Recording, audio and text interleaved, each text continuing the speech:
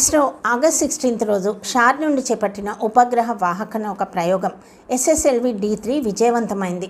ఇది 175.5 kgs బరువున్న EOS-08 శాటిలైట్ను ఆకాశంలోకి తీసుకెళ్లింది.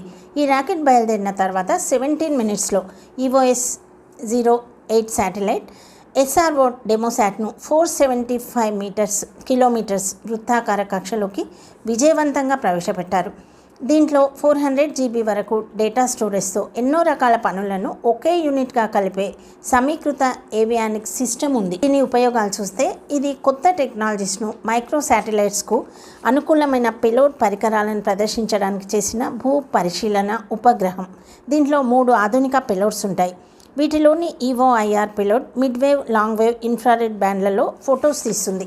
ఇది రాత్రి పగలు భూమిని పరిశీలించి రీసెర్చ్ చేస్తుంది. ఇది భారత అంతరిక్ష ప్రయోగాల్లో ముఖ్యమైన మైలురాయి అని చెప్పాలి.